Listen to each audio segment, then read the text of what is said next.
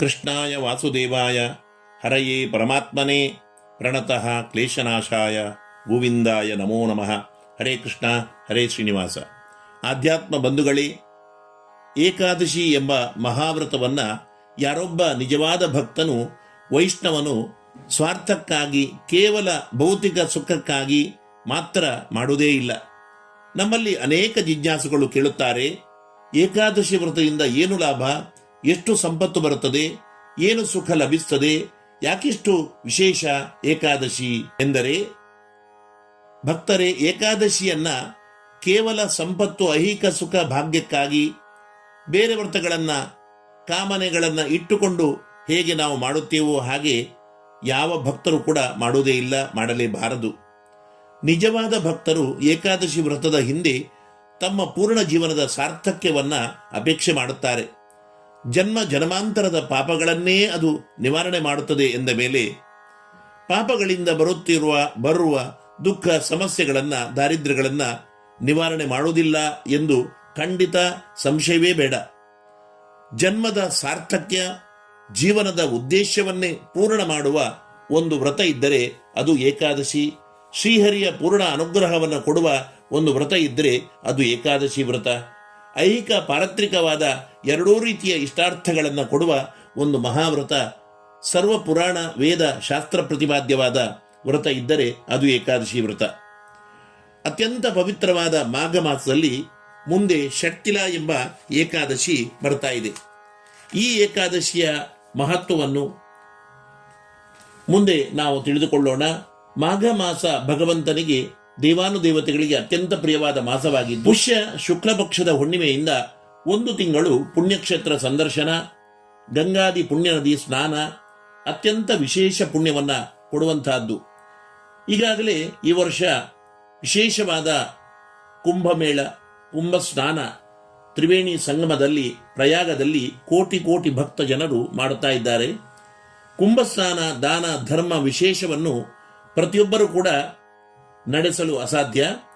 ಅಂಥವರು ತಮ್ಮ ಮನೆಯಲ್ಲಿಯೇ ಗಂಗಾದಿ ತೀರ್ಥ ನದಿ ಸ್ನಾನಗಳನ್ನು ಮಾಡುತ್ತಾ, ಸ್ನಾನ ಮಾಡಿ ಈ ಷಟ್ತಿಲಾ ಎಂಬ ಏಕಾದಶಿಯನ್ನ ಹರಿದಿನ ತ್ರಯದೊಂದಿಗೆ ಶುದ್ಧ ಭಕ್ತಿಯಿಂದ ಆಚರಿಸಿದರೆ ಪೂರ್ಣ ಮಾಘಸ್ನಾನದ ಪುಣ್ಯವೂ ಕೂಡ ಜೀವನದ ಸಾರ್ಥಕ್ಯವೂ, ಮುಂದೆ ಸ್ವರ್ಗ ಮೋಕ್ಷಾದಿ ಲೋಕಗಳು ಕೂಡ ಪ್ರಾಪ್ತಿಯಾಗಲು ಕಾರಣವಾಗುತ್ತದೆ ಎನ್ನಲಾಗಿದೆ.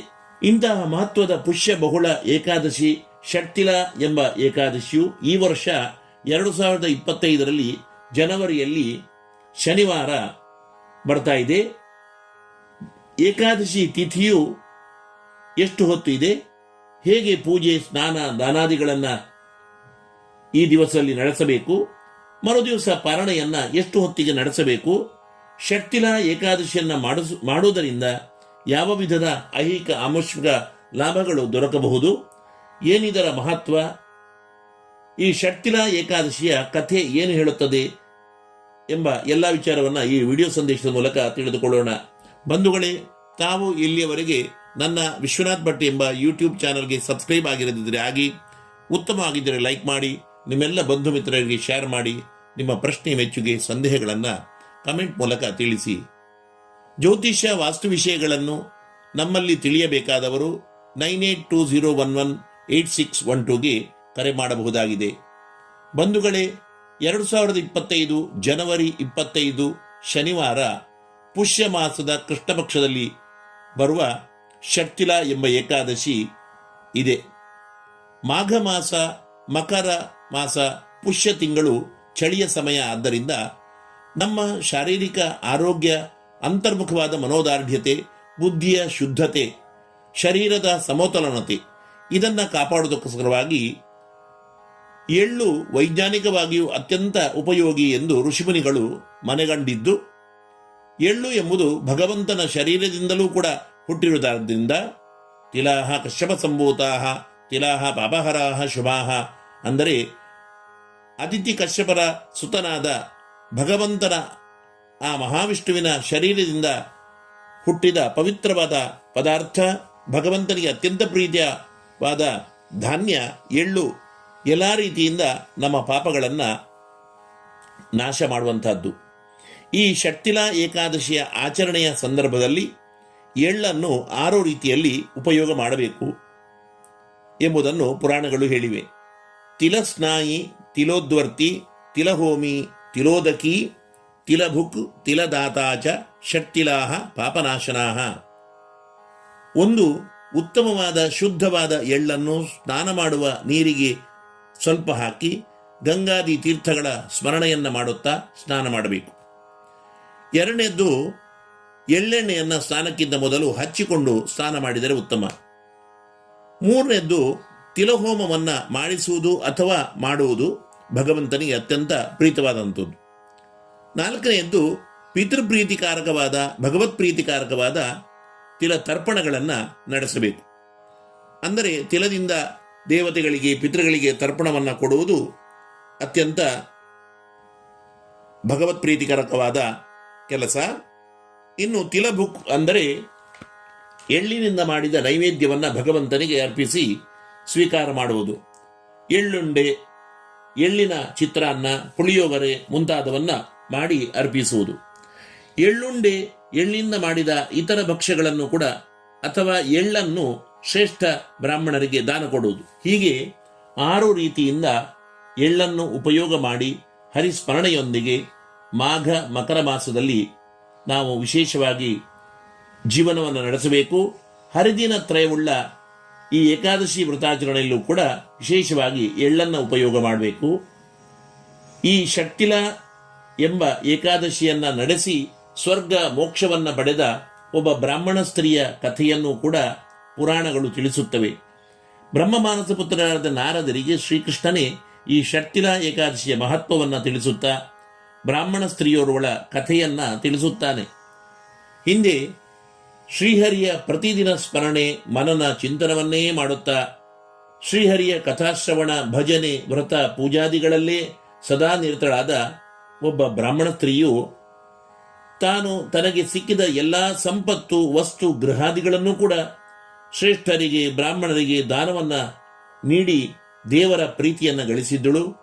ಶ್ರೀಹರಿಗೆ ಇದು ಪ್ರೀತಿಯಾಗಿದ್ದರೂ ಕೂಡ ಅವಳಿಗೆ ಯಾವ ಒಬ್ಬರಿಗೂ ಕೂಡ ತಾನು ಅನ್ನದಾನವನ್ನ ಮಾಡುವುದು ಇಷ್ಟ ಆಗಿರಲಿಲ್ಲ. ಯಾರೂ ಕೂಡ ಅವಳಿಗೆ ಮನೆಗೆ ಬರುವುದು ಕೂಡ ಇಷ್ಟ ಆಗಿರಲಿಲ್ಲ. ಬೇರೆ ಎಲ್ಲ ರೀತಿಯ ದಾನ ಧರ್ಮಾದಿಗಳನ್ನು ಅವಳು ನಡೆಸಿದರು. ಅನ್ನದಾನದಲ್ಲಿ ಬಹಳ ನಿರಾಸಕ್ತಿ ಇತ್ತು. ಅನ್ನದಾನ ಮೂಲಕ ಆತಿಥ್ಯ ಸತ್ಕಾರವು ಅವಳಿಗೆ ಇಷ್ಟವಾದ ಕೆಲಸ ಆಗಿರಲಿಲ್ಲ. ಆಗ ದೇವರೇ ಸನ್ಯಾಸಿಯ ವೇಷದಿಂದ ಬಂದು ಅವಳಲ್ಲಿ ಬೇಡುತ್ತಾನೆ. ಕೋಪದಿಂದ ಮಣ್ಣಿನ ಹೆಂಟೆಯನ್ನು ಆ ಸನ್ಯಾಸಿಯ ಭಿಕ್ಷಾಪಾತ್ರೆಗೆ ಬ್ರಾಹ್ಮಣ ಸ್ತ್ರೀಯು ಹಾಕುತ್ತಾಳೆ. ಸನ್ಯಾಸಿಯು ನಿನಗೆ ಸ್ವರ್ಗಲೋಕ ಪ್ರಾಪ್ತಿಯಾಗಲಿ ಅಮ್ಮ ಎಂದು ಆಶೀರ್ವಾದ ಇತ್ತು ತೆರಳಿದ. ಕೂಡಲೇ ಆ ಬ್ರಾಹ್ಮಣ ಸ್ತ್ರೀಯು ಸ್ವರ್ಗಲೋಕಕ್ಕೆ ಹೋಗುವಂತೆ ಭಗವಂತ ಕರುಣಿಸಿದ. ಸ್ವರ್ಗಲೋಕಕ್ಕೆ ತೆರಳಿದ ಅವಳಿಗೆ ಅಲ್ಲಿ ಅತ್ಯಂತ ಭವ್ಯವಾದ ಮನೆ ಕಾದಿತ್ತು. ಆದರೆ ಯಾವುದೇ ರೀತಿಯ ಆಹಾರ ಪದಾರ್ಥಗಳು ಮಾತ್ರ ಆ ಮನೆಯಲ್ಲಿ ಕಾಣುತ್ತಾ ಇಲ್ಲ. ಅಷ್ಟೊಂದು ಉತ್ತಮವಾದ ಭವ್ಯವಾದ ಮನೆ ಇದ್ದರೂ ಅಲ್ಲಿ ಜೀವನಕ್ಕೆ ಬೇಕಾದ ಅನ್ನ, ನೀರು ಇತ್ಯಾದಿ ಪದಾರ್ಥ ಇಲ್ಲದಿದ್ದರೆ ಅದು ವ್ಯರ್ಥವೇ. ಆಗ ಅಲ್ಲಿಗೆ ಬಂದ ದೇವತಾ ಸ್ತ್ರೀಯರು ಆ ಬ್ರಾಹ್ಮಣ ಸ್ತ್ರೀಗೆ ಈ ಷಟ್ಟಿಲ ಏಕಾದಶಿಯ ಮಹತ್ವದೊಂದಿಗೆ ಅನ್ನದಾನದ ಮಹತ್ವವನ್ನು ಕೂಡ ವರ್ಣನೆ ಮಾಡ್ತಾರೆ. ಅಮ್ಮ, ಎಲ್ಲ ರೀತಿಯಿಂದ ದಾನ ಧರ್ಮ ನಡೆಸಿದರೂ ಕೂಡ ಅದರಿಂದ ಯಾರೂ ಕೂಡ ಪೂರ್ಣ ತೃಪ್ತರಾಗುವುದಿಲ್ಲ. ದೇವರಿಗೂ ಕೂಡ ಅತ್ಯಂತ ತೃಪ್ತವಾಗತಕ್ಕಂತಹ ಕೆಲಸ ಅಂದರೆ ಶುದ್ಧ ಭಕ್ತಿಯಿಂದ ಅತಿಥಿ ಸತ್ಕಾರದೊಂದಿಗೆ ಶ್ರೇಷ್ಠರಿಗೆ ಅನ್ನದಾನ ಮಾಡುವಂತಹದ್ದು. ನೀನು ಆ ಅನ್ನದಾನದಲ್ಲಿ ಮಾಡಿದ ನಿರಾಸಕ್ತಿಯಿಂದಾಗಿ ಬೇರೆಲ್ಲ ಪುಣ್ಯಕರ್ಮಗಳು ನಿನಗೆ ಸಾರ್ಥಕವಾಗಲಿಲ್ಲ.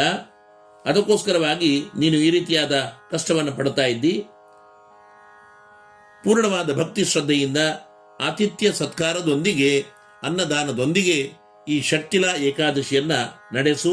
ನಿನ್ನೆಲ್ಲ ಕಷ್ಟಗಳು ಪರಿಹಾರವಾಗಿ ಉತ್ತಮವಾದ ಭವ್ಯವಾದ ಜೀವನವು ನಿನದಾಗುತ್ತದೆ ಎಂದು ಆ ದೇವತಾ ಸ್ತ್ರೀಯರು ಕರುಣಿಸುವಾಗ ದೇವತಾ ಸ್ತ್ರೀಯರು ಹೇಳಿರುವಂತೆ ಆ ಬ್ರಾಹ್ಮಣ ಸ್ತ್ರೀಯು ತಾನು ಮುಂದೆ ಈ ಷಟ್ಟಿಲ ಏಕಾದಶಿಯನ್ನು ಕೂಡ ನಡೆಸಿ ಶ್ರೇಷ್ಠವಾದ ಬ್ರಾಹ್ಮಣೋತ್ತಮರಿಗೆ ಅನ್ನದಾನವನ್ನೂ ಕೂಡ ಮಾಡುತ್ತಾ ತನ್ನ ಜೀವನವನ್ನ ಭಗವಂತನಿಗೆ ಅರ್ಪಣೆ ಮಾಡಿ ಮುಂದೆ ಮೋಕ್ಷವನ್ನೇ ಪಡೆಯುತ್ತಾಳೆ ಎಂಬ ಕಥೆಯನ್ನ ಶ್ರೀಕೃಷ್ಣನೇ ನಾರದರಿಗೆ ತಿಳಿಸುತ್ತಾನೆ. ಇಂತಹ ಮಾಘ ಮಕರ ಮಾಸದಲ್ಲಿ ಬರುವ ಪುಷ್ಯ ಬಹುಳ ಷಟ್ಟಿಲಾ ಏಕಾದಶಿಯನ್ನ ಎಲ್ಲ ಹರಿಭಕ್ತರು ಭಕ್ತಿಯಿಂದ ಜನವರಿ 25 ಶನಿವಾರದಂದು ನಡೆಸಿ, ಮಾಘ ಮಾಸದಲ್ಲಿ ವಿಶೇಷವಾದ ಎಳ್ಳಿನ ಉಪಯೋಗವನ್ನ ಹಿಂದೆ ಹೇಳಿದ ಪೂರ್ಣವಾದ ನಿರ್ಜಲ ಉಪವಾಸವನ್ನ ವಿಷ್ಣು ಪೂಜೆಯೊಂದಿಗೆ ಶ್ರದ್ಧೆಯಿಂದ ಬೆಳಿಗ್ಗೆ ಸಂಜೆ ವಿಷ್ಣು ಸಹಸ್ರನಾಮ ಪಾರಾಯಣ ಯಥಾಶಕ್ತಿ ನಿತ್ಯಾನುಷ್ಠಾನದೊಂದಿಗೆ ನಡೆಸಿ, ರಾತ್ರಿ ಯಥಾಸದ್ಯ ಜಾಗರಣೆಯನ್ನು ಕೂಡ ಮಾಡಿ, ಮರುದಿವಸ ದ್ವಾದಶಿ ಜನವರಿ 26 ಆದಿತ್ಯವಾರದಂದು 6 ಗಂಟೆಯಿಂದ 7:30 ಒಳಗೆ ಪೂಜಾದಿಗಳನ್ನು ನಡೆಸಿ, ತಿಲಭಕ್ಷ್ಯ ತಿಲಾನ್ನವನ್ನ ಭಗವಂತನಿಗೆ ಅರ್ಪಣೆ ಮಾಡಿ ಪಾರಣೆಯನ್ನು ಮಾಡಿ ಪೂರ್ಣವಾದ ಫಲ ಪ್ರಾಪ್ತಿಯಾಗುವುದಕ್ಕೋಸ್ಕರವಾಗಿ ಶ್ರೇಷ್ಠ ಬ್ರಾಹ್ಮಣರಿಗೆ ಯಥಾಶಕ್ತಿ ಉದಕುಂಭದಾನ, ವಸ್ತ್ರದಾನಗಳನ್ನು, ದೀಪದಾನಗಳನ್ನು ನಡೆಸಿ ಭಗವಂತನ ಅನುಗ್ರಹಕ್ಕೆ ಪಾತ್ರರಾಗಿ ಎನ್ನುತ್ತಾ ವಿರಮಿಸುತ್ತೇನೆ. ಸಮೇ ವಿಷ್ಣು ಪ್ರಸೀದತು, ಸಮೇ ವಿಷ್ಣು ಪ್ರಸೀದ.